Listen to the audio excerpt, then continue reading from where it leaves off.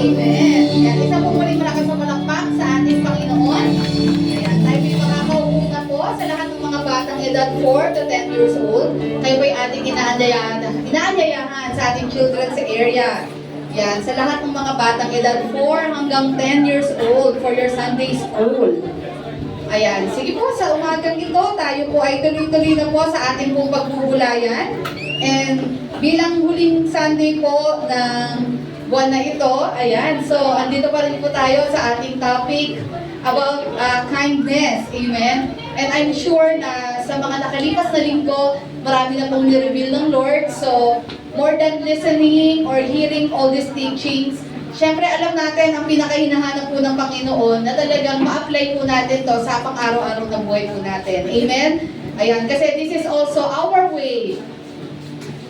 This is also our way of sharing the love of Christ to others. Na maipakita talaga po natin yung kabutihan ng ating Panginoon. Amen? Ayan, sige pa sa umagang ito, ang aking pong ibabahagi po sa inyo, I believe is one of the most, isa sa mga sikat na parable or stories na i-share po ng ating Panginoon whenever we talk about kindness. Yan.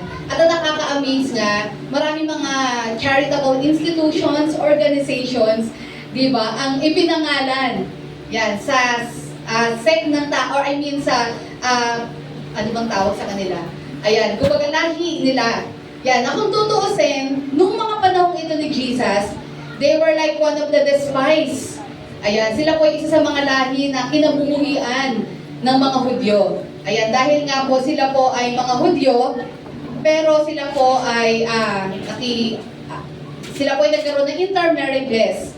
Ayan, and kung sino-sino na po, yung kumbaga medyo gumulo na po yung ano nila, yung culture nila, ayan, so medyo nawala na sila sa ano ng mga Jews. Kaya yung mga Hudyo medyo hindi at ease sa kanila. And alam nila yon.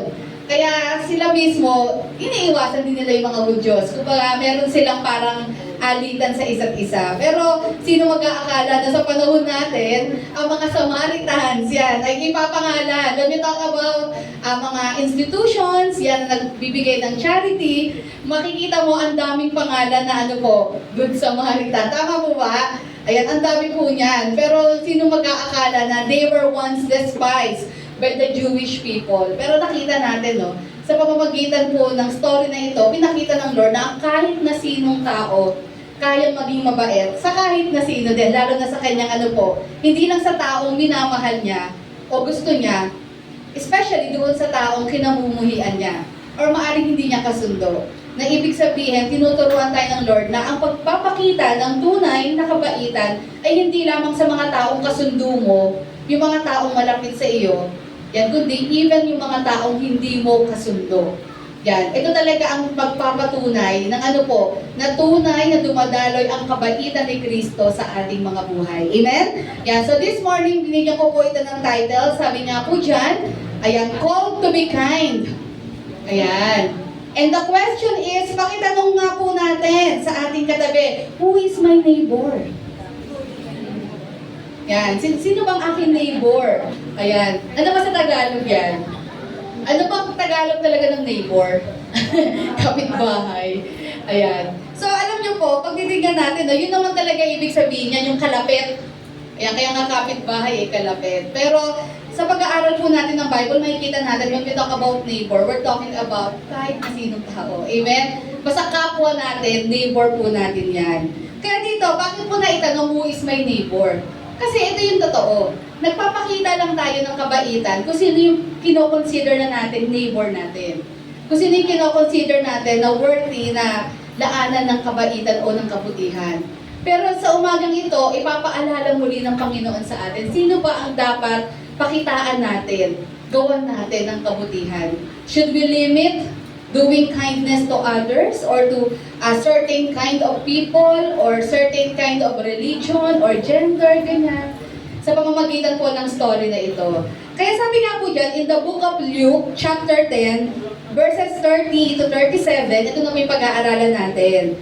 Ayan, so ito na po yung story ng tinatawag na rin the Good Samaritan. Yan, okay, next slide po natin. Sabi nga po doon, samahan nyo rin po akong magbasa sa umagang ito. Yan. In reply, Jesus said, a man was going down from Jerusalem to Jericho when he was attacked by robbers. Okay, bago nga pala yan, may tinanong kasi po ng isang lawyer si Jesus. Sabi niya doon, paano ba ako mag-i-inherit ng eternal life? Yan, at sinabi nga po ng ating Panginoon na gumawa ng kabutihan. Yan, sa ating neighbor. At ang tanong, who is my neighbor? Ayan, so ito na nga po yung story. Nagbigay po ng example ang ating Panginoon. Sabi niya, a man was going down from Jerusalem to Jericho when he was attacked by robbers. They stripped him of his clothes, beat him, and went away, leaving him half dead. Anong sabi sa verse 31? A priest, sino yung unang dumaan? Isang priest. A priest happened to be going down the same road, and when he saw the man, he passed by on the other side. Parang, ayoko ng something, I don't want anything to do sa tao ito. Parang ayoko ng gulo, ganon. Verse 32, sino yung pangalawa pong dumaan? Ano sabi dyan? So, to a Levite. Yan. So, itong Levite ay worker sa temple. When he came to the place and saw him pass by on the other side, pass by on the other side. So, anong ginawa ng Levite? Tinigilan po ba niya yung nabugbog, nanakawan? Ano po nangyari? Katulad po ng priest, wala din siyang ginawa. So, ayaw niya ng gulo, ayaw niya ng something to do with that person. Ayan, okay. Next naman po natin, verse 33. Sino po ang parang bida sa story na ito? Isipin niyo po, ang kausap ni Jesus dito ay mga Jewish leaders. At the fact na ang ginawang bida ni Jesus dito ay Samaritan, sigurado umuusok na tenga nitong mga to. Kasi nga galit sila eh. Ayan, galit sila sa isa't isa actually. Okay, to be fair din naman. May mga Samaritans din na galit din sa mga Hudyo.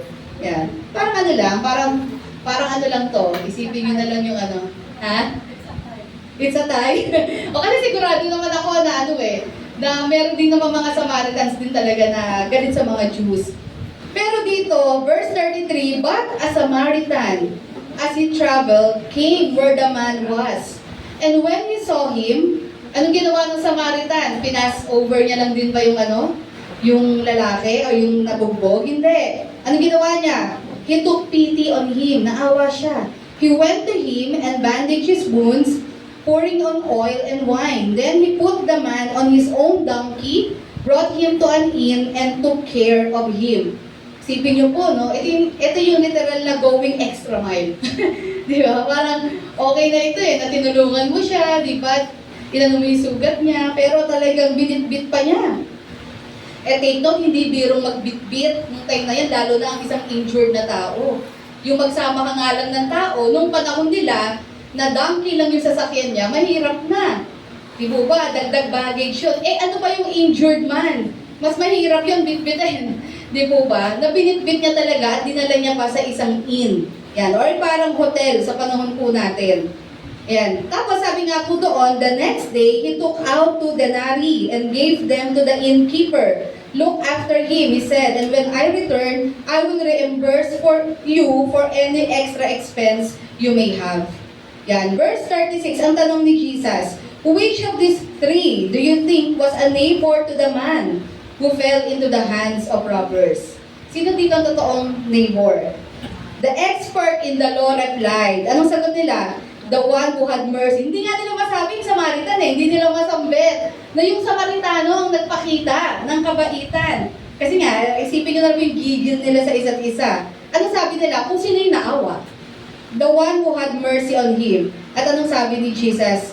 Go and do likewise. Amen? Kasi alam niyo po, alam ni Jesus, itong mga kausap niya, itong mga taong china-challenge niya, itong mga taong nagtatanong sa kanya, diba? Alam niya naman pagdating sa law, expert na itong mga to. Kaya nga ganun sila magtanong kay Jesus. Actually, they are not asking question because they want answer. Or curious sila sa answer. Minsan, nagtatanong sila kay Jesus kasi gusto lang nilang hulihin si Jesus.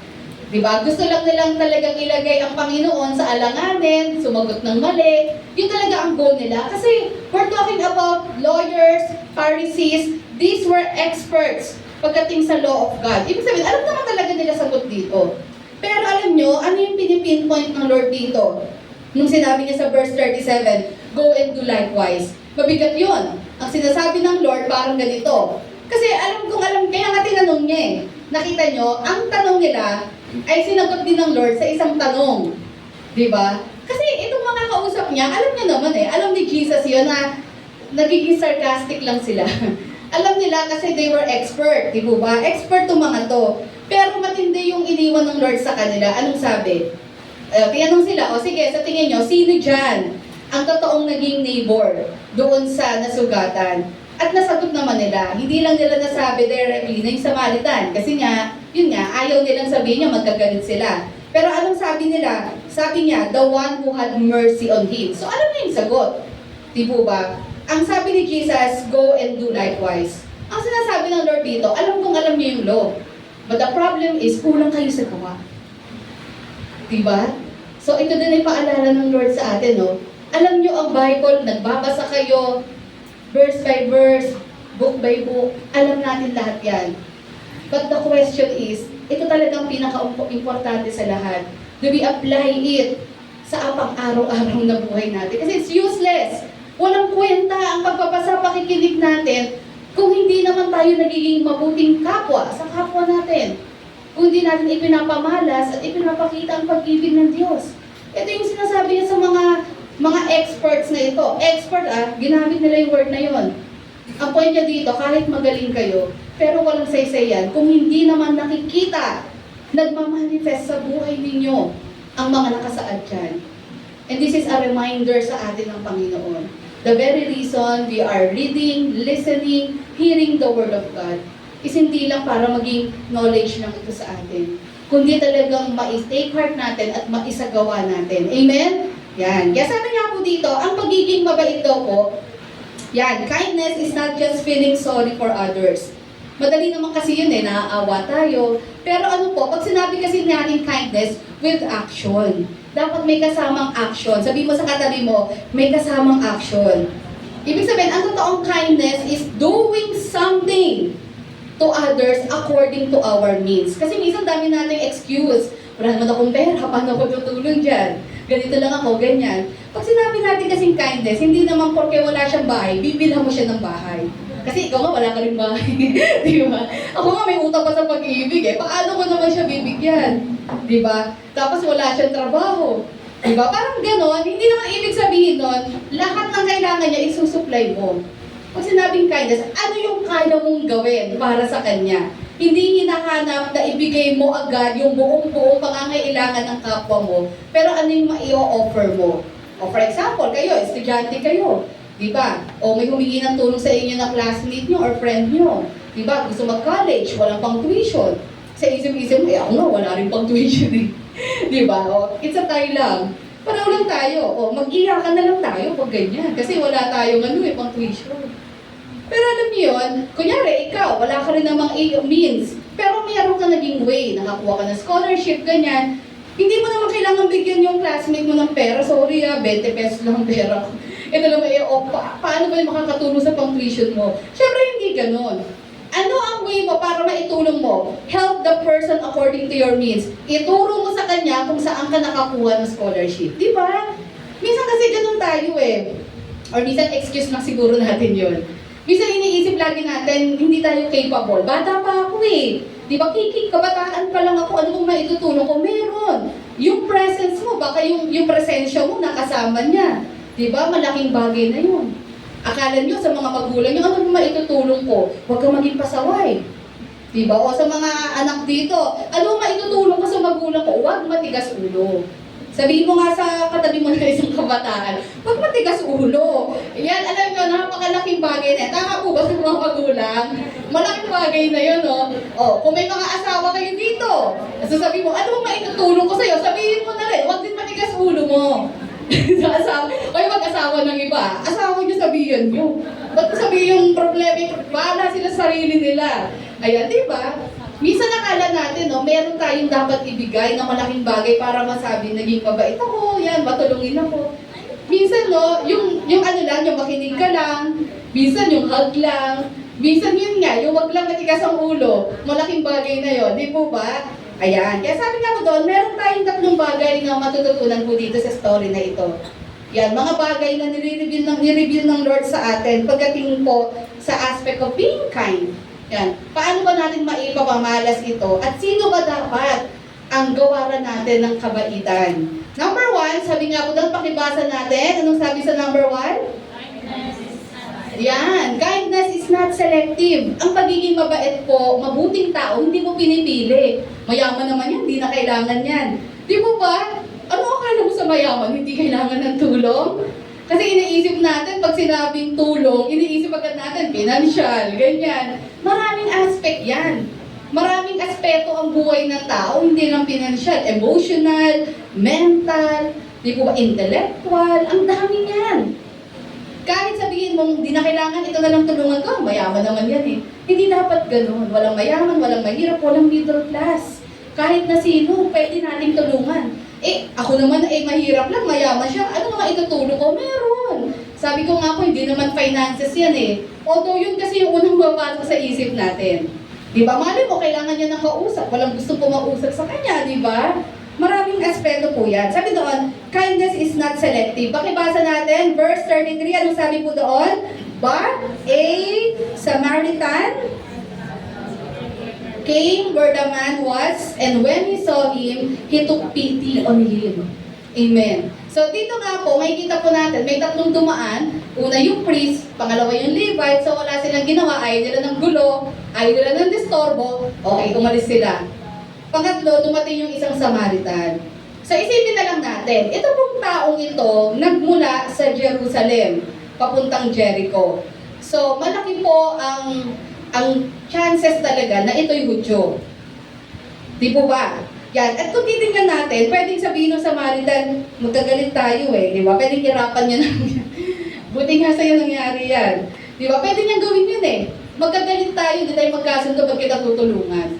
Pero nakita po ninyo, hindi siya namili. Makikita po natin na bagamat yung group nila, ng mga Jewish people at ng mga Samaritans, they dislike one another. Pero hindi yun naging hadlang para sa Samaritano na ito na tulungan yung Hudyo na yon. Na ito yung mas malaking probability na Hudyo yon. Na tulungan itong Hudyong ito na nanakawan na, binugbog pa. Kaya masabi doon, no, kindness. Yan, next natin, kindness does not choose whom to help. Amen. Hindi ka namimili sino ang tutulungan ko. It reaches out to anyone in need, regardless of background, race, religion, or status. Hindi po namimili. Ang pagtulong ko, hindi mo pinipili. Diba? Ay, mga Christian lang tutulungan ko. Ay, mga ganito lang tutulungan ko. Diba? Ay, mga Pilipino lang. Sabi nga po, tingnan niyo po si Jesus. Si Jesus po ang pinaka-greatest example po natin. Pagdating po sa pagpapakita na ang kindness ay hindi namimili. Bakit po? Ang ating Panginoong Jesus, bagamat siya ay Hudyo, pero ang mga Hudyo lang ba ang tinulungan niya? Hindi po. Nakita po natin si Jesus, ni-reach out niya, tinulungan niya, pinagaling niya, even the Samaritans, sino pa po? Even the Romans. Yung mga Romano, ito po yung sumakop sa mga Israelite. Kahit ito yung mga nanakop nila, pero tinulungan din sila ni Jesus. Pwedeng sabihin ni Jesus na, bakit ko kayo tutulungan? Sinakop nyo na kami, ninanakawan nyo na kami, kinukuha nyo yung mga buwis namin. Diba? Bakit ko kayo tutulungan? Pero si Jesus yung nagpakita ng great example dito. Though, sabi nga pinanganak siya na he was a Jew, di ba? Pero may kita po talaga natin dito na hindi naging hadlang yon. Siya nga yung nag-reach out sa mga Samaritan, pumunta talaga siya doon sa Samaria. Di ba? Ano pa po? Even yung Roman centurion, yung anak nun, di ba? Hindi na pinagkait yun. Kahit alam niyang anak to ng Romano, di ba? Ay, tinulungan pa rin niya. Amen. Ano pa po? Hindi lang din po si Jesus nagpakita ng kabaitan sa mga mahihirap. Baka iniisip natin, may ganyan ako nababasa noon na si Jesus daw po ay para sa mahirap. Hindi! Tingnan nyo yung New Testament. Mga mahihirap lang ba? When I talk about mahihirap pa, yung talagang sa aspect ng buhay. Di ba? Mga mahihirap lang po ba tinulungan ni Jesus? Bagamat most of the time, kasi nga, itong mga masses, ito yung madalas na nakakakita sa kanya, ito talaga yung mas nakikinig sa kanya. Kasi yung ibang mayayaman, mostly, mga religious leaders. Noong mga time na yun, ang mayayaman talaga, mga religious leaders. Syempre, ma-pride sila, ayaw nila kay Jesus, kaya ayaw nila makinig. Pero ang tanong, ang mga tinutulungan lang ba ni Jesus ay yung mga mahihirap? Hindi po. Ang dami niyang tinulungan doon na may mga kaya sa buhay. ng mga mayayaman. Amen? Even mga religious leaders, tinulungan din ng ating Panginoong Yesus. So siya mismo, hindi nga siya namimili. Kahit na sino, lumapit sa Kanya, nangangailangan ng tulong, hindi itinataboy ng Panginoon. Amen? At ano pa po? Yan, hindi lang po yung mga uneducated yung ina-entertain niya. Bagaman siya nagtuturo, sabi ko nga po sa crowd, na mostly ay made up of, siguro sabihin natin talaga na hindi ganun kayayaman. Ayan. Pero nakita niyo po, hindi lang sila yung tinuturuan ng Panginoon. Nire-reach out niya rin even the religious leaders. Even those so-called experts of the law. Di po ba? May kita po natin, mga pamangingisda, farmer, Pharisees, lahat yan. Binabahagi na ng ating Panginoon. Amen? Kaya nga hindi rin natin pwedeng sabihin na ang church ay para lang sa mga middle class, ang church na to ay para lang sa mayayaman. Walang ganun. Although nakakarinig ako ng ganun, no? Na iyan, church siya ng mga mayayaman. Kaya puro di kotse yan. Yan pang mahihirap. Ano yun? Bakit may distinction na ganun? Ang church ay para sa lahat. Mahirap, mayaman, bata, matanda, tibo ba, puti, brown, yellow, ano pa ba? Black. Di po ba? Para sa kahit na sino. Ano mang gender, para sa kahit na sino po ang church. Hindi natin pwedeng sabihin, ay, para to sa mga ano lang, yung mga masa. Ito para sa ganyan lang. Ayan, sabi nga po doon, no? Ibig sabihin, ang pagpapakita ng kabaitan ay hindi lang din sa mga taong nagpakita ng kabaitan o kabutihan sa atin. Ay, magiging mabait lang ako sa mabait sa akin. Ang totoong tinatawag natin biblical kindness is showing kindness even to those who are against us, even to our enemies. Amen? Ito mismo ang ating Panginoon ang nagpakita nito. Kaya nga sabi sa verse 29, di po ba? Ito na yun bago yung story of the Good Samaritan. Ayan, nakita niyo po, ito po yung lawyer or yung Pharisee na nagtatanong kay Jesus. Yan, dito makikita talaga natin, hindi naman talaga siya after sa sagot ni Jesus. Hindi siya talaga, uhaw. Saan po? Sa salita ng Panginoon. Kundi talagang gusto lang niyang ipagyabang kung ano yung alam niya. Kasi nga expert Verse 29, sabi nga po doon, but he wanted to justify himself. So he asked Jesus, and who is my neighbor? Diba? So may kita nyo, no? May kayabangan talaga Gusto talaga niyang may ipagyabang kay Jesus. At dito may kita po natin na madalas, yung mga neighbor na tinatawag natin, ay yung mga neighbor na hindi naman natin pinipiling maging neighbor. Kasi hindi mo kasundo, hindi mo kabate, diba? Hindi mo kangitian. Pero madalas sila yung pinapadala ng Lord sa iyo para maging blessing ka at maging daluyan ka ng pagpapala sa kanila. Amen? Ang tanong, nakaranas na po ba kayo ng ganun? Na yung mga unexpected person, ano ginawa nyo? Wala, dead ma. Ayan. But this morning, the Lord is reminding us, huwag kang mamili. Kahit na sino. Huwag lang mga friends mo, kumare mo, kumpare mo. Diba? Huwag lang yung mga kaibigan mo, best friends mo. Even those people na hindi mo kasundo, hindi mo masyado feel. Pati sila. Amen? Kailangan maranasan din nila ang kabaitan at kabutihan na nagmumula sa Lord sa pamamagitan natin. Kaya sabi sa kasunod, anong sabi po dyan? Everyone is our neighbor. Sabi mo nga sa katabi mo, everyone is our neighbor. Ang bawat tao, amen? Because every person in the world needs our kindness. Naniniwala po kayo doon? Alam niyo, sa mundong ginagalawan natin, napakagulo, napakaraming nangyayari. Tapos, di ba, magsusungit ka pa, magtataray ka pa. Di po ba? Kumbaga, ang dami-dami ng kaguluhan sa mundo, di ba? Ikaw, dumadagdag ka pa sa negativity. Di ba? As Christians, hindi tayo dapat dumadagdag doon sa negative vibes. Dapat tayo nagiging yung presence natin ay nagiging positive sa mga kasama natin. Sa tingin nyo, isipin nyo na lang, pag dumarating ba kayo, nagiging positibo ba yung atmosphere? O parang parang nababurden lang. Ito na siya.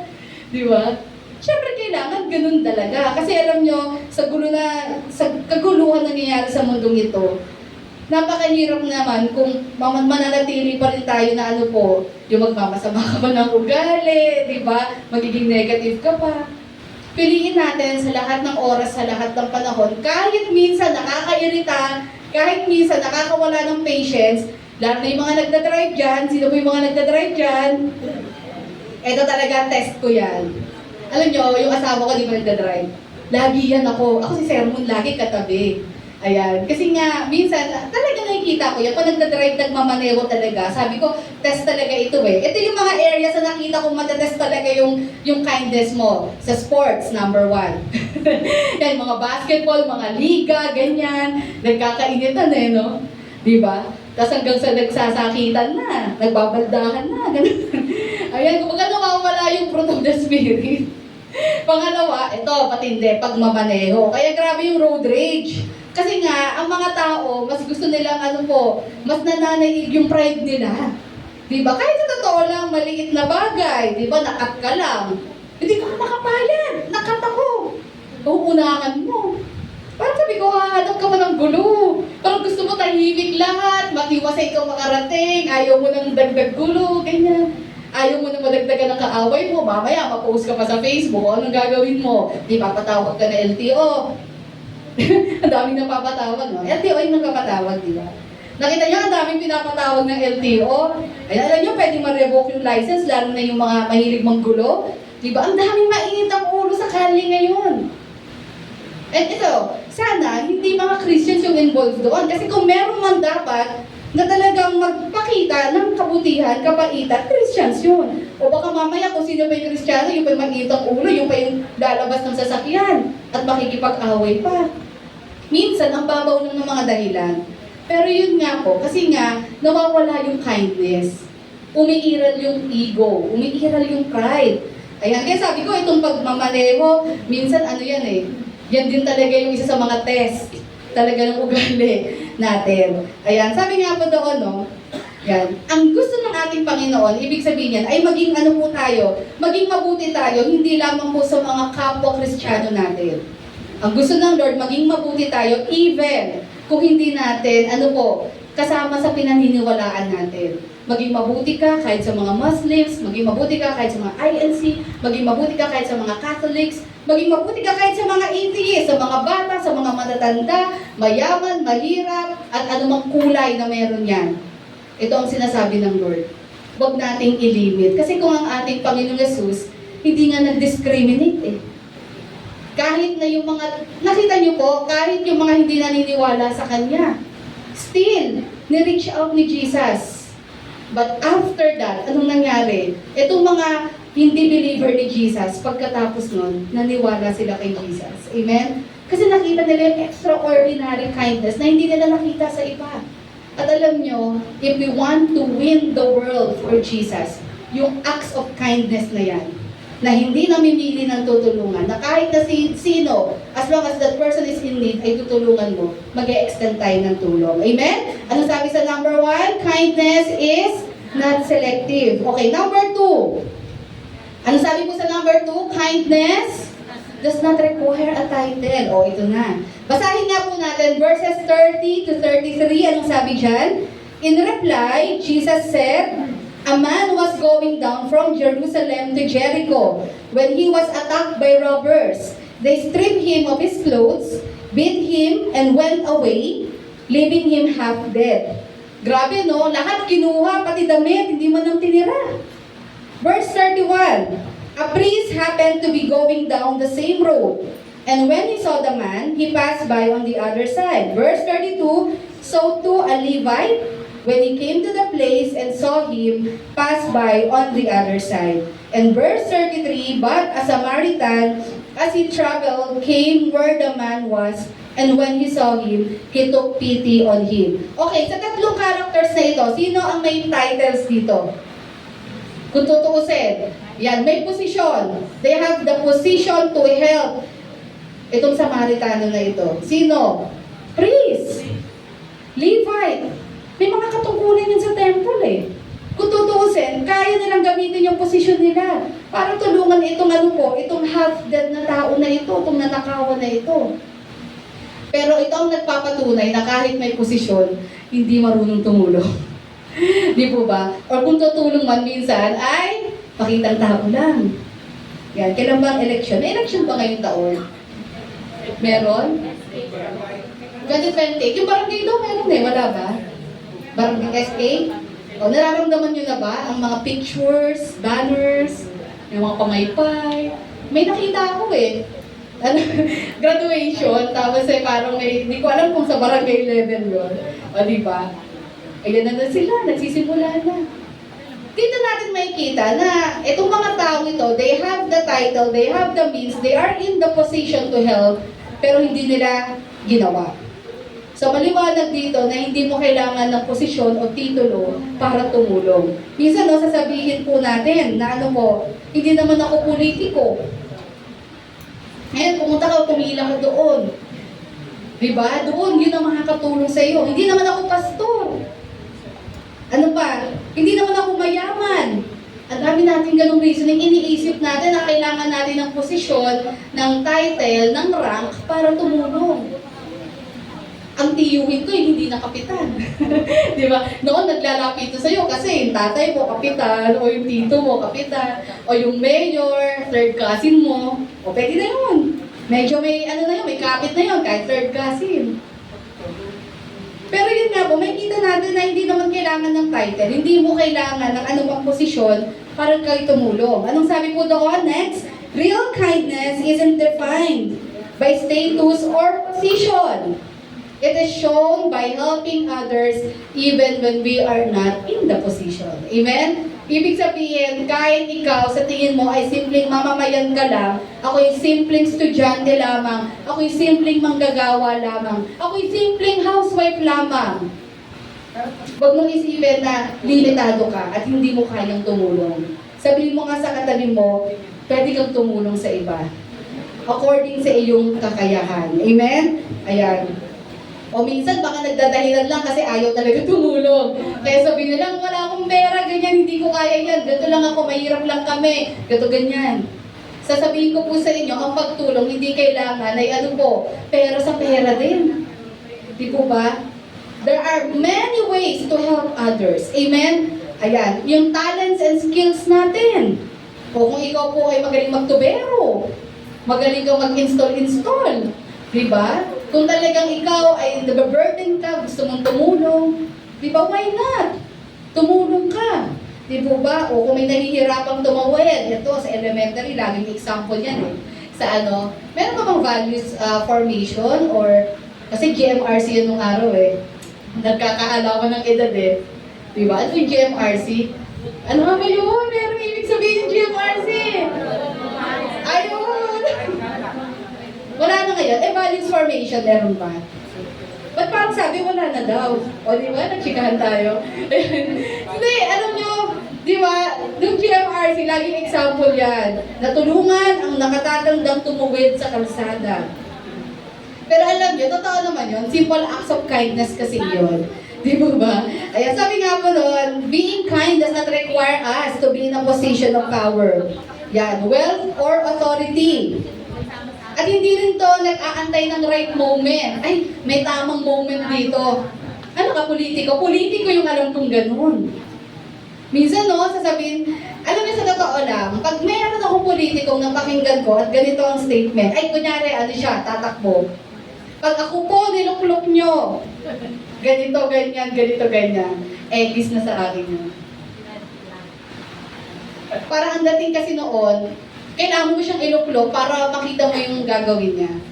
Kasi kung talagang mayaman ka, at talagang ikaw ay nagnanais tumulong, at talagang habag na habag ka sa nakikita mo sa komunidad mo, in your own little ways, hindi mo naman kailangan pakainin yung buong barangay, o pakainin yung buong General Trias. Ay, yung buong tansa, yung baka mamaya buong Cavite na lang, para wala nang masabi. Hindi mo kailangan pakainin at bigyan ng isang sako ng bigas yan. Although kaya naman. Di ba? Kaya naman gawin yon. In your own little ways, kaya mong tumulong. Kahit wala ka sa posisyon, kahit hindi ka nag-iingay. Lahat na lang iningay na lang. Lahat na lang pinost sa social media. Tapos mas malaki pa yung mukha kaysa dun sa tinulungan. Di ba? Anong purpose nun? Siyempre, nagpapabango. Malapit na election Di ba? Minsan kaya ako sabi ko, pag narinig ko lang, pag ako na iluklok nyo, wala na yun sa akin. Kasi ang dating, lalo na pag kilala mo yung tao na, ito, mayamang tao, ito, ganyan, alam mo, Maraming ano to, alam mo yung kapasidad niya, alam mo yung yaman niya. Tapos ang dating bakit mag-aantay ka pa? So, ibig sabihin, yung ibang tutulong mo, kukunin mo rin naman sa tax yun. Kasi sabi mo, pag naluklok, edi ibig sabihin, pag naluklok, may access ka na sa budget. Bakit? Habang hindi ka pa nakaluklok, yaman-yaman mo, laking hektarya ng lupa mo, ang dami mong fast food, ang dami mong ari-arian. Kaya nga totoo talaga yun, no? Hindi naman sa pag-aano, hindi ko naman nila lahat. God knows kung sino talaga yung mga government official na talagang honest talaga. At talaga naglilingkod ng meron pa nga ba? Yung talaga naglilingkod ng totoo, may pagmamahal, may burden. Di po ba? Pero ito yung one thing na realize ko, ang totoong mayaman sa bansang ito yung mga politiko. Alungkatin nyo ang mga negosyo sa paligid dyan. At malalaman nyo, kayo na bahala mag-figure out doon. Yan. Hindi na pwedeng sabihin ko lahat. Secret ko na yung iba. Hindi, totoo yun.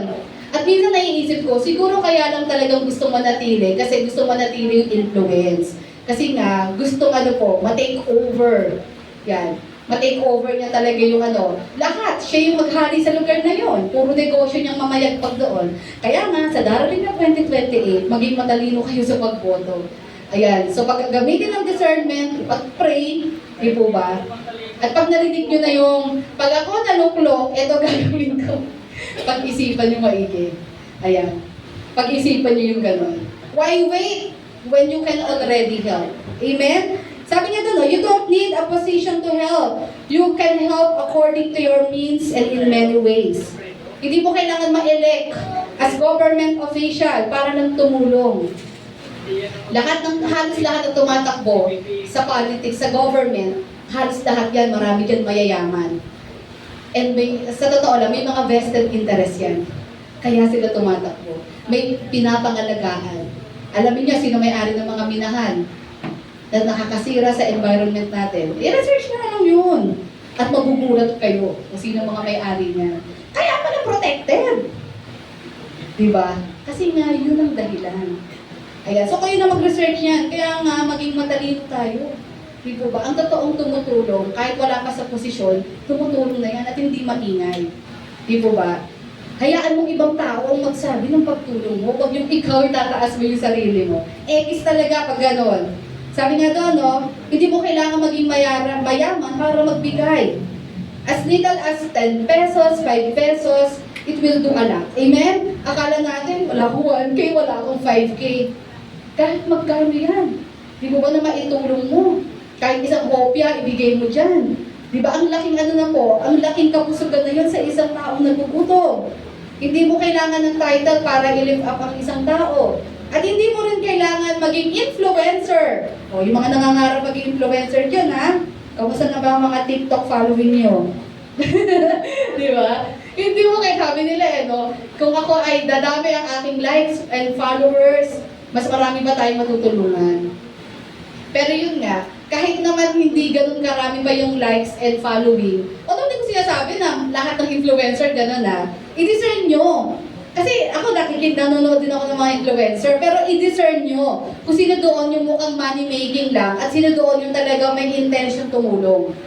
Diba? Madi-discern nyo naman yan as a Christian. Na yun nga po, pag mong sabihin na konti lang following ko o hindi naman ako kilala para ako tumulong.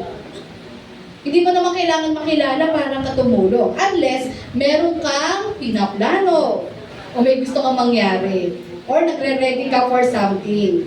Yan. Ang totoong kabaitan daw ay nagmumula sa puso at hindi sa posisyon. Amen? Ayan. So, ibig sabihin, regardless, kung may posisyon ka o wala, kaya mong mag-extend ng tulong sa tao. Amen? In your own little ways. Okay, number 3. Anong sabi po sa number 3? Ito yung last natin. Sabi po dyan, kindness can be costly. Ito totoo talaga to.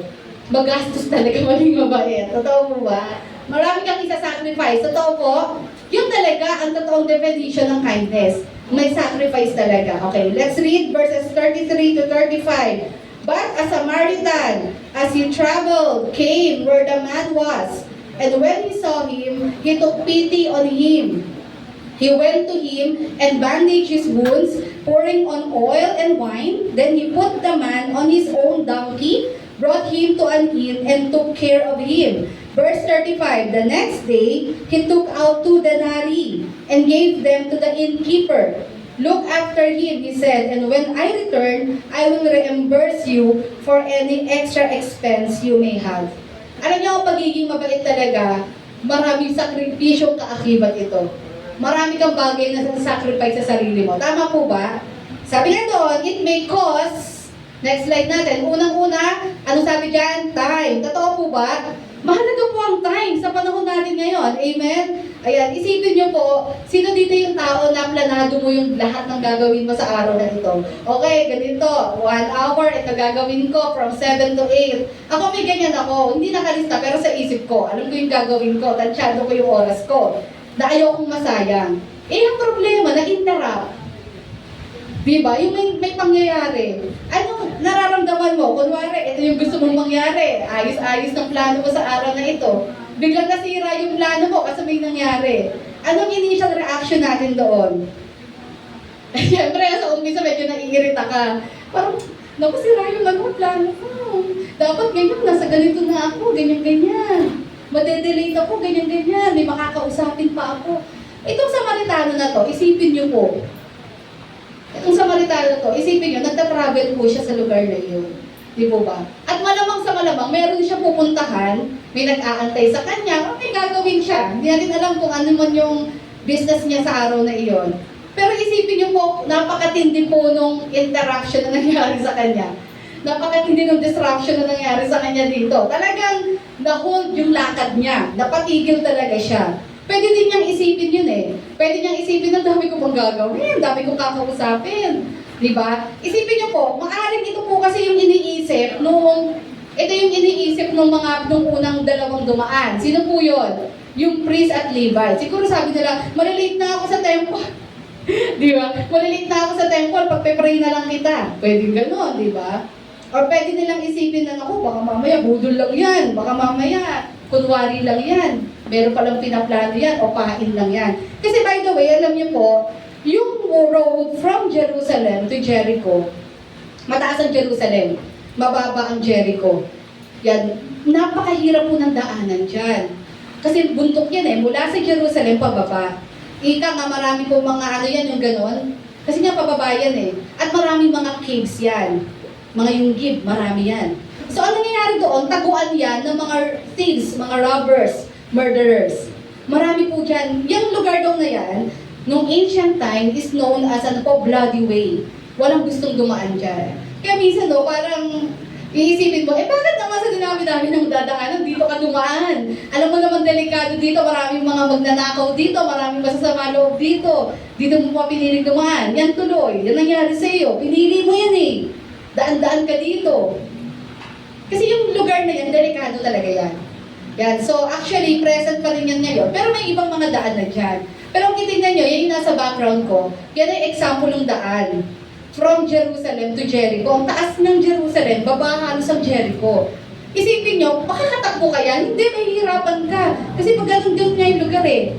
Mahihirapan kang tumakbo dyan. Kaya nga po, lugar ito ng mga magnanakaw kasi alam nila, mahirap pakatakas yung mga nanakawan nila dito. Yan. So, ano po ng lugar na ito, hindi talaga siya maayos na lugar. Pwede ka talagang madehado dito, pwede ka talagang manakawan. Yan. Sabi nga po doon, yung priest and yung Levite, pwede nilang isipin yun. Nasayang ang oras namin, ipagpe-pray ka na lang namin. Yun, o baka mamaya, pain lang yan ng mga magnanakaw. Mamaya, tulungan namin yan, tapos nakawan kami. Di ba? Pwede kasi ganon. Sa buhay din po natin, alam niyo po, kaya nga kindness can be costly eh. Minsan nagmamadali ka, may plano ka, then all of a sudden, madidisrupt yung ginagawa mo. Di ba? Initially, naiinis ka kasi patay ang schedule ko nito. Diba? Paano yung kausap ko? Ang dami mong panghihinayangan na mararamdaman. Yan. Pero alam niyo po, sabi nga doon, as a Christian, baguhin din natin yung perspective natin pagdating sa disruption. Kasi baka mamaya, yung pong mga interaction na yan, ay kaparaanan pala ng Lord para maging blessing tayo sa iba. Amen? Katulad po nitong ginawa ng Samaritano. Naranasan niyo po ba yon? Na talagang na-hold, na-stop yung gagawin nyo. Kasi meron kayong kailangan tulungan. Maaling sa bahay, may pangyayari. Di po ba? May nangyari. So, syempre, may i-stop yung ginagawa. Naranasan nyo ba yun? Di ba at first, aminin natin nakakainis. Pero yun nga po, in the long run, marirealize din natin na yun nga po, ito pala yung plano ng Lord. Inalong ng Lord pag-stay ako dito. Kasi yun nga, magiging ano ako dito, kailangan ako, magiging pagpapala ako dito. And siguro, wag na natin isipin paano yung mga hindi ko nagawa. Yan, kasi yung mga bagay na yun, kaya naman ng Lord ayusin yung schedule mo na yun eh. Di po ba? Kung sa bagay na ito ay may planong gawin ng Lord sa pamamagitan ng buhay natin. Tandaan po natin na magandang nagpaplano tayo, pero yun nga po, hindi maiiwasan talaga na i-interrupt tayo. And let us look at the bright side of everything. Amen? Yan, para hindi tayo nai-stress lagi. Isipin nyo na lang, na-interrupt ka, pero meron ka namang natulungan. Diba? Na-interrupt ka, pero meron ka namang tao na naiwasan mo, na gumawa ng hindi maganda sa sarili niya. Diba? Kumbaga, mas malaking bagay yon as compared doon sa gagawin mo. Yan, kumbaga, lalo na kung alam mong it concerns other people, yung welfare nila, or para sa ikabubuti nila. Parang ganito, malilate ka na sa work. Bigla may nakasalubong ka na kailangan tulungan, anong gagawin mo? Or malilate ka na sa school. Di ba parang kailangan mo magtulungan ito, pero nakita mo kailangan na talaga at ikaw lang ang present doon. Hindi pwede, babagsak na ako, may exam kami. Hindi pwede, malilate ako. Minsan, hindi natin alam, natetest tayo sa aspect na yun, di po ba? Pero yun nga po, may mga times, aminado tayo, binabypass natin yon. Pero may mga times na pag talagang tinulungan mo, makikita mo yung fulfillment sa heart mo. Di ba? Na kahit alam mo may bagay kang hindi nagawa, pero mas fulfilled ka kasi alam mo, naging blessing ka. Di ba? Sa araw na yon, sa tao na yon. At naniniwala naman ako na i-bless naman ng Lord kung ano man yung hindi natin nagawa. Ayan, kaya naman ng Lord yan. Marami kasi ako experience na ganyan eh. Tapos makikiusap ako sa kausap ko, pasensya na po, na-late ako, ganyan-ganyan. Parang sabi ko, paano ko ito kakausapin? Paano ko ba sisimulan ito? Kasi nga, na-interrupt eh. Pero alam nyo, nakaka-amaze. Pag kinausap mo, okay lang po, kahit bukas na lang, di ba? So, ganun lang yun. Minsan, inaalaw ng Lord yung mga ganun situation. Tinatest lang talaga tayo ng Lord. Amen. Paano kung araw-araw? Hindi naman everyday, hindi po ba? Hindi naman tayo everyday nako-confront ng ganitong situation. Tama po ba? Ayan. Ano yung pangalawa? Nasabi niya doon, kindness can be costly. It can cost us our finances. Totoo po yan. Magkano po, ano po ang ginawa nitong Samaritan? Tinulungan niya na nga, dinala niya na sa inn, malamang binayaran niya yon at nag-iwan siya ng 2 denari. Hindi ko biro ang 2 denari ng time na yon. Katumbas po yun ng 2 linggo na budget. At sabi pa niya, sige kung kulang. Ayan, so tamang tiwala na lang sila sa isa't isa nung time na yon. Sige kung kulang, babalik ako, i-reimburse ko sa'yo. Siguro isipin natin, baka naman mayaman yung Samaritan eh. Diba? Baka naman mayaman siya, kaya niya nagawa yun. Minsan ganun kasi tayo, kaya naman madaling magbigay kasi mayaman. Hindi naman sinabi dito mayaman yung Samaritan. Paano kung yung perang yun ay yun na lang ang halos meron siya? Pero still, dahil nga gusto niya magpakita ng kabaitan sa taong ito at awang-awa siya, kasi compared to him, bubog sarado mamamatay na tong taong ito, inilabas niya yung natitirang pera niya. Diba? Minsan ganun din sa atin, no? Na yung ating pong kindness, natetest din dito. Minsan ganito, no? Parang ikaw, may sapat kang baon. May kilala ka, walang baon. Iisipin, may kulang pa sa akin itong 3 tinapay eh. Diba? Tapos wala na akong pera, ito na lang. Pero isipin mo na lang, pero kawawa naman siya kasi siya, wala talaga siyang baon. So, isi-share mo na lang. O, tig 1.5 na lang tayo. Isa't kalahati.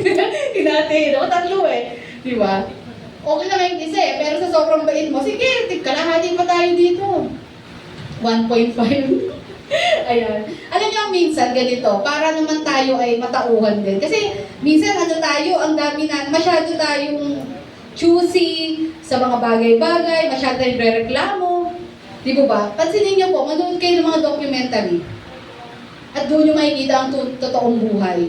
Di ba, dami natin reklamo, ganito lang, ganito yung cellphone ko, ganito. Reklamador ka sa maraming bagay, pati sa ulam nyo, nare-reklamo mo pa. Tignan nyo yung mga nasa documentary, manood kayo ng mga documentary. At makikita nyo kung gaano kaalwan ang buhay mo. Akala mo yung buhay mo, parang aping-api ka na. Akala mo, the fact na napag-aaral ka ng magulang mo, Aba, blessing na yun. Kaya mag-aral ka kung pinag-aaral, hindi nagbubulak-bol. Kasi hindi madali ang pera. Pag tumanda ka, marirealize mo yan, nagkapamilya ka. Kaya kung pinag-aaral kayo, hindi lahat ng bata na pag-aaral. Manood kayo ng mga documentary, nanonood kasi ako ng mga ganon. Talagang doon mo marirealize, no, dahil mong reklamo sa buhay. Pero makikita mo sila, para nang makapasok, kailangan na lumangoy ng ilang ilog. Kasi gusto nilang mag-aral, malayo ang eskwela. Hindi man na makapagtayo ang government nila, ang LGU nila doon, ng school. Kailangan nilang sumisid para lang makapag-aral. Tapos ikaw, nagre-reklamo ka, binigyan ka lang, ang baon mo, 50 lang, reklamo ka pa, walking distance na nga ng school mo, nagre-reklamo ka pa. Eh, itong mga batang ito, 3 ilog ang tatawirin. Pagdating doon, magbibihis pa. Tapos pag pauwi pa sila, tatawid na naman sila kasi gusto nila mag-aral. At may kita mo yung kalagayan ng pamilya nila, hindi talaga maganda. Kaya minsan alam nyo, para kumbaga matauhan tayo. Lalo na kung masyado ka mareklamo sa mga bagay-bagay sa buhay mo, manood ka ng ganun. At marirealize mo, mapalad ka pa para sa maraming bata at maraming tao sa mundong ito. Lalo na po sa mga probinsya, doon yan. Napakaraming ganyang sitwasyon. Manood kayo ng ganun. Di ba kasi doon yung makikita ang totoong buhay. Doon yung makikita napakahirap ng buhay. Pero hindi sila nagre-reklamo. Kaya nga alam nyo, mabigyan sila ng sako ng bigas. Mabigyan lang sila ng mga delata. Napakalaking bagay sa kanila. Ikaw, bigyan ka ng ganyan. Dadabog ka pa. Kasi gusto mo Jollibee, gusto mo ganyan. Tandaan nyo, na pag-aaral kayo ng magulang nyo, napapabaunan kayo, kahit sa yung 50 yan, magpasalamat tayo. Kasi hindi lahat ng bata nakakaranas niyan. Marami ang nahihirapan, napapagod, hirap na sa buhay, pero lumalaban pa rin sa kanilang edad na yun. Eh ano pa ang karamihan sa mga naandito na bata? Hindi man mayaman, pero nakakakain kayo 3 beses sa isang araw. Nakakapag-milk tea pa kayo. Nakakain pa kayo chichirya. Pero iwas-iwasan nyo yan, ha? Hindi maganda yan. Kaya magpasalamat po tayo. Kaya dito makikita po talaga natin, no? Na there are men, kahit sabihin mong walang-wala ka, we can help. Meron tayong mga kaibigan, kakilala, katrabaho, nakita natin walang-wala, hindi mo naman kailangan pakainin siya araw-araw. Diba? Extend, anumang meron tayo. Pwede mong i-share ano man ang meron tayo. That is an act of kindness. Ikatlo, ano po? It may cause us our strength. Diba? Isipin niyo po, yung pagod na pagod ka sa maghapon. Itong Samaritan na ito, ang haba ng travel nito. Tapos makikita mo yun, pwede mong isipin, pagod na ako. Gusto ko na magpahinga, tapos meron pang ganito. Diba? Minsan parang gano'n, no? Na parang gusto mo na magpahinga, gusto mo na maligo, gusto mo na matulog. Kasi napagod ka na, physically, mentally, lahat. Tapos mako-confront ka pa ng ganitong situation. Pwede natin i-excuse yun eh, na may sarili din akong issue, kumbaga nakita mo, problemado siya. Kaso may sarili din akong issue eh. Diba? Bahala ka na muna sa buhay mo, bahala na rin ako. Pero sabi, ang totoong kindness daw po, na kahit alam mo sa sarili mo, marami ka rin pinagdadaanan, problemado ka rin, pero kaya mo rin, still, mag-extend ng blessing, ng time, ng presence doon sa tao iyon. Alam niyo po, ang dami kong instances na ganyan. Nung nagka-Bible study ako, sa totoo lang, walang-wala ako, pagod na pagod ako, physically, mentally, lahat. At sa totoo lang, problemado din ako. Pero still, punta sa Bible study. Pumunta pa rin ako, magtuturo ako doon. At yun yung nakaka-amaze doon. Kasi kapag ginawa mo iyon, kumbaga, Lord, alam mo, talaga, walang-wala ako, zero ako ngayon. Iba talaga yung tumatakbo sa isip ko, may pinoproblema ako, ganyan-ganyan. Pero still, pumunta ka doon, pinuntahan ko yun. Kasi commitment ko yun eh. Nagka-Bible study ako sa tahanan na yun, nag-aantay sila doon. Okay, nagka-Bible study ako, hindi ko alam, hinihil na pala ako ng Lord. Nag-share ako ng encouragement sa family na iyon, na i-encourage sila, at the same time, because the Word of God is a two-edged sword, na i-encourage din ako. O di after ko noon, dumating ako doon, sa totoo lang, iba yung isip ko, abot ako, pero lumabas ako na na-strengthen ako. Amen? Hindi natin alam na yung pagpapakita natin ng kabaitan sa iba, kahit walang-wala na tayo, kahit tayo pagod na din at may pinagdadaanan, hindi natin alam, magiging kaparaanan yun ng Lord para i-lift up din tayo. Amen? Na-lift up mo na ang iba, na-lift up mo pa ang sarili ko. Maraming beses ko lang na-test yun. Kasi as Christian, di naman all the time hyper tayo eh. Dumarating talaga yung point na nanghihina tayo, di mo ba? But still, tuloy lang. Hindi mo pwedeng sabihin, Lord, mahina ako, pass muna. Sa bahay muna ako. Paano kung laging mahina? Laging sa bahay. Ganun tayo, no? The more na tayong mahina, the more tayong kumapit at lumapit sa Lord. Hindi yung pag sinasabi natin mahina ako ngayon, Lord, pass muna. Hindi muna ako magpa-function. Dito muna ako. Niloloko tayo ng kaaway pag ganun. Kasi ang totoong strength nasa Lord.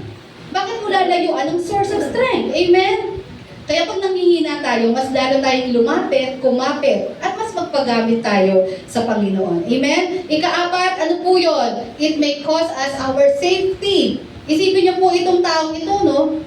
Pwede niyang sabihin na, pag tinulungan ko ito, yun din. Pwede niyang maisip yun, baka pain ito. Baka mamaya, tulungan ko siya. Yun pala, one of the robbers pala siya. Diba? Diba? Sa mga panahon ngayon, ganun na eh. Pwede niyang isipin yun. Paano naman ako?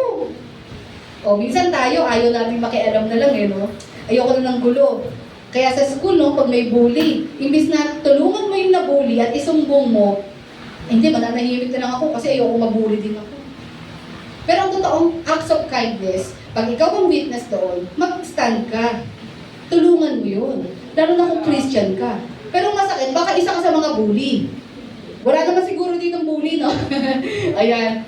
Baka mamaya, ikaw ang Christian, tayo ang Kristiyano, tayo bully. Yan, hindi nalulugod ang Lord doon, magbago ka na. Sabi mo nga sa katabi mo, magbago ka na. Ayan. Kasi baka may bully sa atin. Ayan. Hindi tayo dapat bully, ha? Dapat tayo ang ano po, nagko-correct sa bully. Ayan, hindi maganda yon. Yan. Sabi nga doon, true kindness, next po natin, is often requires sacrifice. Amen? Madalas, pag nagpakita tayo ng kabaitan sa ibang tao, laging may kaakibat na sakripisyo. Just like what the Samaritan did. Ang dami yung sinacrifice dito. Oras niya, lakas niya, panahon niya. Pero it doesn't matter kasi ang gusto niya matulungan itong taong ito na sugatan at pinagnakawan. Kaya sabi doon, sa pagtatapos ko po sa umagang ito, ayan, sabi nga doon ni Jesus, no, which of these three, ayan, Luke 10:36-37, which of these three do you think was a neighbor to the man who fell into the hands of robbers? The expert in the law replied, the one who had mercy on him. Jesus told him, go and do likewise. Alam nyo, hindi man ganito katindi yung klase ng tulong na kailangan na may tutulungan ka na bugbog, pero anumang klaseng sitwasyon, maliit man yun na sitwasyon na kailangan ng tulong, ito rin ang message ng Lord sa atin. Huwag mo lang sabihin, huwag mo lang kaawaan, huwag ka lang maawa sa Kanya. Do something. Amen? Sabi mo sa katabi mo, do something. May gawin ka dapat. Kung ano man yung kaya mo, capacity mo, gawin mo. To practice kindness, next, is to recognize that everyone, regardless of who they are, is your neighbor. Amen? Yan. And, sabi sa next, as Jesus showed kindness by giving up His life for all, we are called to do the same and become His extension to every person. Of course, sa umagang ito, we should be reminded, Jesus Christ Himself, siya ang unang-unang nagpakita ng kabaitan sa atin. Anong sabi sa Romans chapter 5, verse 8? Tayo po ito ngayon sa umagang ito. Ito po yun. But God demonstrates His own love for us in this. While we were still sinners, Christ died for us. Amen? Nung tayo po ay makasalanan pa at walang pag-iintindi sa ating Panginoon, wala tayong pakialam sa Kanya, binabaliwala natin siya. Sabi doon, He already gave His life for us. Amen? Yun po yung pagpapakita ng kindness ng ating Panginoon. Nung tayo po ay kaaway, kalaban pa ng Panginoon, bakit? Because He is holy and we are sinners. Hindi nagka-clash po yun, hindi pwedeng magsama yun. Pero nakita nyo, bagamat makasalanan tayo at siya'y banal na Diyos. Di ba? And He has all the right na magalit sa atin at parusahan tayo. Pero nakita nyo, siya mismo ang nagpamalas nito. Hindi niya tinignan tayo as sinners. Di ba? Kundi nakita niya tayo as someone na dapat kaawahan. Nakita niya may pag-asa itong mga to. Kailangan lang nila maranasan ang kaligtasan. At nakita yun ng Lord, alam niya yun. Pwede naman tayong itapo na lang ng Lord. Pero pinili niya nabigyan tayo ng pag-asa. Amen? Kaya, bagamat tayo makasalanan at maraming atraso sa Diyos, sabi nga po dyan, hindi pinakita ng Lord ang pag-ibig niya nung maayos na tayo. Pinakita niya ang pag-ibig niya sa atin nung mga panahong wala tayong pake sa Kanya. Walang pag-iintindi sa Kanya, walang pagrespeto sa Kanya. He already died for us. Amen? And this is the same act that Jesus wants us to express to others. Hindi kailangan may mabuting gawin ng iba o maging mabuti ang iba para tulungan natin. Regardless kung sino yan, kasundo mo man o hindi, as Christians, di ba, we should be like Jesus. Ipamalas natin ang kabaitan ng ating Panginoon. Ipakita natin, our God is not like anyone. Itong Diyos na pinaglilingkuran namin, ito toong nagbabago ng buhay. Itong Diyos na ito, binago niya ang buhay ko. Kaya nakikita ko ang bawat tao na karapat-dapat tulungan. Kung paanong si Jesus ay hindi namili, hindi nagtami, ganun din po ang nais ng Panginoon sa atin. Kapag tayo po ay nasa sitwasyon na tinawag tayo upang tumulong, let us grab the opportunity to help. And let us give all the glory to our Lord Jesus Christ. Amen? Let us pray sa umagang ito. Salamat po, Panginoon, for reminding us, Lord, na Ikaw po ang unang-unang nagpamalas ng kabutihan sa amin. Hindi po kami karapat-dapat sa maraming aspeto, sa maraming bagay. Ngunit, Lord, hindi ka nakatubili. Ikaw po ay naparito sa mundo. Inalay mo ang iyong buhay sa krus ng Kalbaryo upang kami, mga makasalanan, ay magkaroon ng pag-asa ng kaligtasan at buhay na walang hanggan. Salamat po, Lord God, and by believing in your name, by putting our faith in what you have done, Lord Jesus, kami po ay nagkaroon ng kasiguraduhan ng kaligtasan at buhay na walang hanggan. At the same time, Lord, pinapaalala niyo rin sa amin na kami din mismo ay dapat, Lord, magpakita din ng kindness sa kahit na sinong tao sa aming paligid na nangangailangan. Patawarin niyo po kami sa maraming pagkakataon na pinili namin, Lord, isipin ang sarili namin or mas madalas namin iniisip ang sarili namin at ayaw namin isipin ng iba. Salamat for this morning for reminding us, kami po ang channel ng iyong pag-ibig sa mundong ito. Salamat at pinaalala mo sa amin, Lord, na maipamalas namin ang kabutihan mo sa lahat ng tao makakasalamuhan namin. Nawa ang buhay namin ay maging living testimony. Makita po nila, Lord, sa kabila ng kawalan ng pag-asa, sa kabila ng mga problema pinagdadaanan nila, in our own little ways, in our own little means, Lord. Kami po ay magiging daluyan ng pagpapala sa kanila. Lord, bless us all the more so that we can be a blessing, Lord, all the more sa mga tao sa paligid po namin. Help us to reach out every person, Lord God, sa mundong ito. Huwag kami mamili, Panginoon. Huwag kami mag-antay, Lord. And at times, Panginoon, kung kinakailangan, Lord, sacrifice namin yung time, yung strength namin, ay gawin namin, Panginoon. At lahat ng ito, Lord, is for the glory of your name. Lahat ng ito ay maging kaparaanan to reach more people towards you at makilala ka nila, Panginoon Jesus. Salamat po, Panginoon, nawa sa iyo pong mga anak na narito sa umagang ito, sa amin magsimula, Panginoon. Ang tunay, Lord God, na mukha ng kabaitan, ng kabutihan sa aming mga kapwa. Maging blessings ang buhay namin sa mga katrabaho, sa mga kasama namin sa division, kapitbahay, sa mga kaklase, at sa lahat na nakakasalamuhan natin. Even kahit sa kalsada or wherever we are, Panginoon. Manaig, Panginoon, ang iyo pong kabutihan sa aming mga buhay. Salamat sa umagang ito. Empowered us, Lord, so that we may glorify your name always in our lives. Ito nga po ang aming panalangin sa pangalan niyo po, Panginoong Jesus. Amen. Palakpakan po natin ang ating Panginoon.